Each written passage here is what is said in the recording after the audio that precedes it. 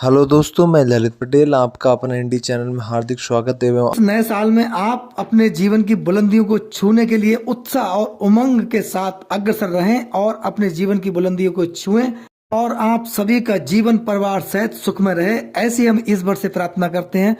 दोस्तों, आज के एपिसोड में हम सबसे पहले आपसे बात करते हैं ज्योति मौर्य और मनीष दुबे के नए साल के पूरे प्रकरण पर, जो आजकल चर्चाओं का विषय बने हुए हैं, जो अपने प्रेम प्रसंग को चलते काफी चर्चाओं में रहे, लेकिन उसमें नई नई अटकलें लगना प्रारंभ हो गई हैं। लोगों का कहना है कि नए साल में ज्योति मौर्य और मनीष दुबे को नई जिम्मेदारी मिल सकती है, यानी कि उत्तर प्रदेश सरकार अब ज्योति मौर्य और मनीष दुबे को नए साल में नए पदों पर पोस्टिंग कर सकते हैं, यानी कि ऐसी अटकलें अब तेज लगने लगी हैं। लेकिन दोस्तों, ज्योति मौर्य और मनीष दुबे को सरकार ने जांच उपरांत मनीष दुबे को सस्पेंड किया, उनके पद से उनको हटाया गया, वहीं ज्योति मौर्य को उनके पद से हटाया गया। दोनों को उन्हीं के विभागों से यानी कि मुख्यालयों से संबद्ध कर दिया गया। ज्योति मौर्य और मनीष दुबे पर गंभीर आरोप लगे थे। ज्योति मौर्य पर उनके पति आलोक मौर्य ने अवैध संबंध, अवैध प्रेम प्रसंग और मनीष दुबे के साथ प्रेम प्रसंग करने का तमाम गंभीर आरोप लगाते हुए अपनी हत्या की साजिश का आरोप भी इन दोनों पर लगाया था। ऐसे में इतने बड़े अधिकारियों पर इस प्रकार गंभीर आरोप लगाए जाना, वो भी एक पति के द्वारा, और उसके बाद ज्योति मौर्य पर अवैध संपत्ति अर्जित करने, पद का दुरुपयोग करने, भ्रष्टाचार का आरोप, वहीं मनीष दुबे पर भी ठीक इसी प्रकार के आरोप थे। ऐसे में मनीष दुबे के खिलाफ जांच पूर्ण हुई और व्यापक जांच होने के उपरांत अगर दोष सिद्धि हुई, यानी कि जो पहले दोष सिद्ध हो चुके हैं मनीष दुबे के खिलाफ, जिनके आधार पर मनीष दुबे को सस्पेंड किया गया था, वहीं विभागीय जांच में अगर मनीष दुबे दोषी पाए जाते हैं तब उनके खिलाफ बड़ा एक्शन होगा, यानी कि ये प्रक्रिया एफआईआर तक जाएगी और मनीष दुबे की मुश्किलें बढ़ेंगी। वहीं ज्योति मौर्य के खिलाफ भी बड़ा एक्शन होगा। दोस्तों, उत्तर प्रदेश सरकार कानून व्यवस्था को सुदृढ़ करना चाहती है, कानून व्यवस्था को बिल्कुल ठीक से लागू करना चाहती है। उत्तर प्रदेश सरकार का पहला कदम यही है कि उत्तर प्रदेश में जो कानून व्यवस्था है वह प्रभावी रूप से लागू हो और जो अधिकारी हैं अपने पद का निर्वहन ठीक प्रकार से करें। ऐसे अधिकारी जो पद का निर्वहन नहीं करते हैं, पद का दुरुपयोग करते हैं, इससे पहले उत्तर प्रदेश सरकार तमाम अधिकारियों को चिन्हित कर चुकी है और उनको जबरन रिटायरमेंट भी करा चुकी है उनका, यानी कि, और जो अधिकारी अपने पद का निर्वहन ठीक से नहीं कर रहे थे उनको उनके पद से हटाया भी गया और उन्हें दोबारा उन पदों पर नहीं बिठाया गया, क्योंकि उनके द्वारा अपने पद का निर्वहन ठीक से नहीं किया गया, वार्निंग देने के उपरांत भी। ऐसे में ज्योति मौर्य के द्वारा भी अपने पद का दुरुपयोग किया गया, यानी कि पद का उपयोग ठीक प्रकार से नहीं किया गया, क्योंकि क्षेत्र के गन्ना किसान जो थे ज्योति मौर्य से परेशान थे, दुखी थे, पीड़ित थे और बार बार ज्योति मौर्य के अगेंस्ट आवाज उठा रहे थे। बेमानी जिलाधिकारी के समक्ष बार बार जा रहे थे, उत्तर प्रदेश सरकार के समक्ष प्रार्थना पत्र दे रहे थे। ऐसा हमने आपको लास्ट वीडियोज में भी बताया था। गन्ना किसानों के शिकायती प्रार्थना पत्र का संज्ञान लेते हुए जिलाधिकारी महोदय के द्वारा ज्योति मौर्य जहां सेमीखेड़ा शुगर मिल में जीएम के पद पर पोस्टेड थी, वहां पर उनके द्वारा औचक निरीक्षण किया गया और उन्होंने खामियां पाई, यानी कि गन्ना प्रबंधन जो था, मिल प्रबंधन था, वो ज्योति मौर्य के द्वारा ठीक प्रकार से नहीं किया जा रहा था। इसके चलते उन्होंने ज्योति मौर्य को वार्निंग दी और 1 सप्ताह का समय भी दिया, लेकिन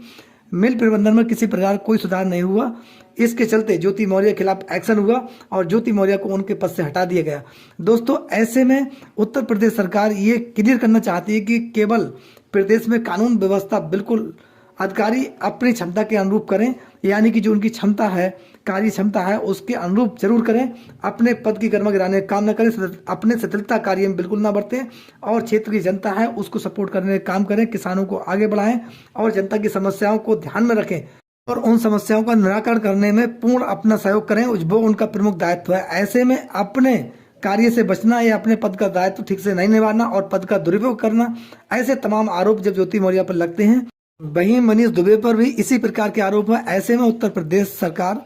इन दोनों अधिकारियों को इतनी जल्दी इनके नए पदों पर इन्हें नियुक्त करने के बारे में कई बार सोचेगी और जब तक इनकी जांच प्रक्रिया पूर्ण नहीं हो जाती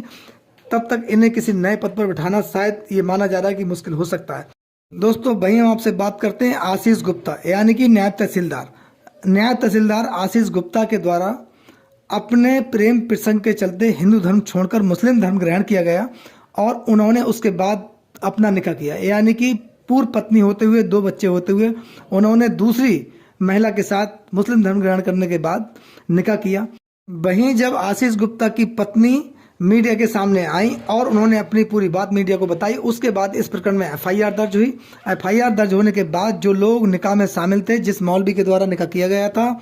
उनको अरेस्ट कर लिया गया है और इसमें आशीष गुप्ता की भी गिरफ्तारी हुई है, यानी कि आशीष गुप्ता को उनके पद से हटा दिया गया है। दोस्तों, आशीष गुप्ता की गिरफ्तारी के बाद ये अब वो अटकलें तेज हैं कि इस मामले को धर्मांतरण से देखा जा रहा है, क्योंकि आशीष गुप्ता ने कहीं दबाव में या फिर कहीं